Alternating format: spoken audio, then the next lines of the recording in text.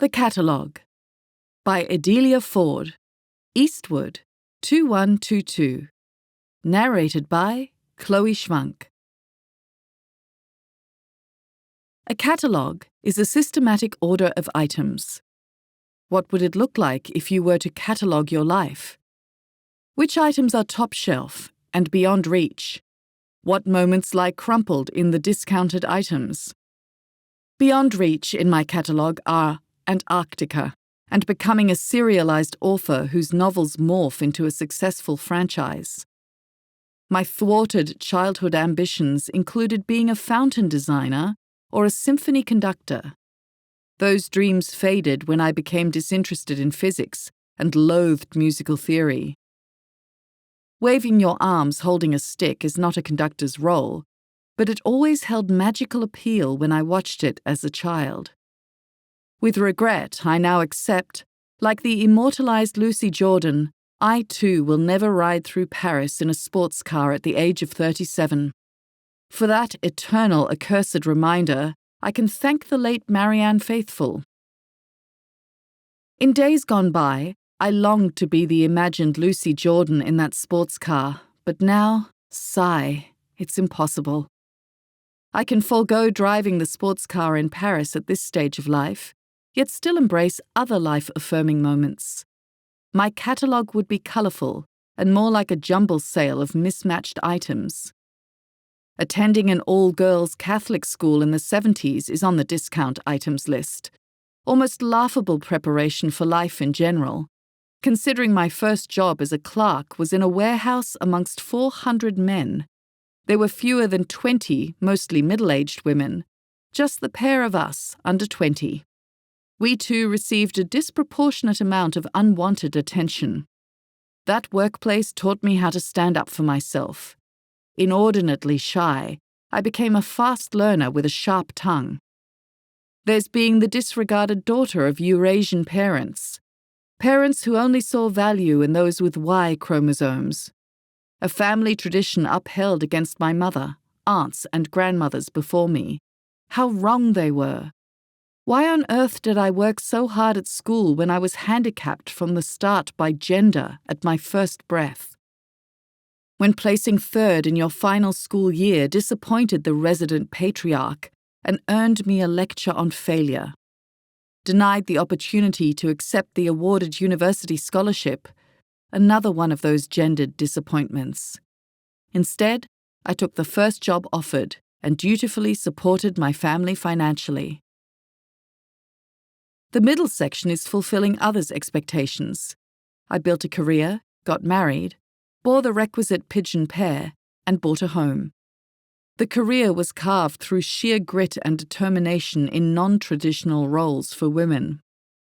The girl without the piece of paper became a successful manager, business consultant, and small business owner for several decades.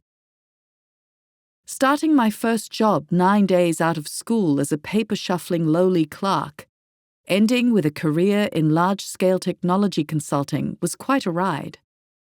The life lesson learned is that disappointment led to another door opening and a new opportunity. Trying circumstances, albeit unpleasant at the time, ultimately made for positive changes. The challenges were met and mostly overcome. Yes, this too will pass. Retirement should mean travel and comfort.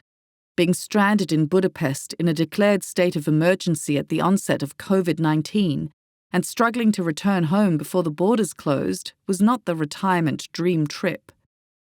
An accident 4 years ago changed my life. As the first and only responder in the home, I confronted the serious injury and imminent death of my spouse. He fell from a ladder head first in a poorly executed amateur tree lopping exercise. He joined the statistical profile of men in their 60s who come undone with ladders and overconfidence.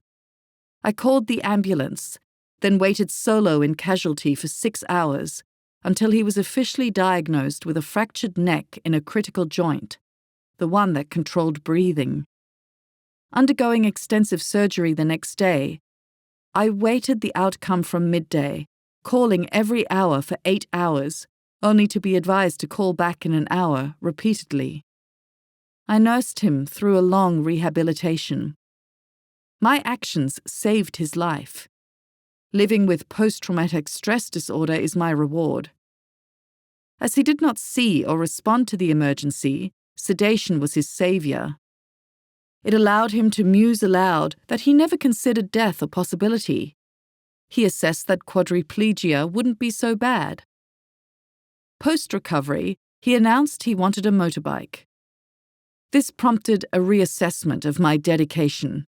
In sickness and in health did not include aspirational incapacity. Despite being warned to stay off ladders, he still climbs them. I have no energy to cajole or berate. Nothing will change his behavior, whilst the distress overwhelms me. Now I assess opportunities on how good this could be compared to the accident.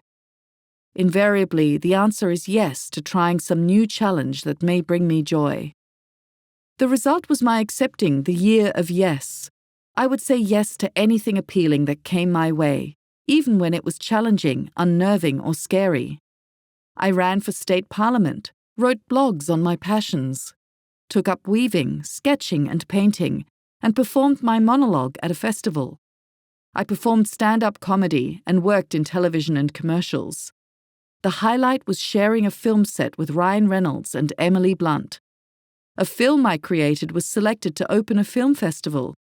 My other documentary is now in the Actor Archive. At the wake of a treasured friend, an impulse invitation to swim with humpback whales rewarded me with a lifetime of memories and new friends. I joined a choir as a salute to my childhood. The choir's unison sounds are a gentle salve for the worldly wounds of a troubled heart. An unforgettable experience was our flash mob choir at the Sydney Opera House. For my birthday, I will travel solo with an open mind and heart. To the strangers who are friends I have yet to meet, I'm heading your way to say good day. The end.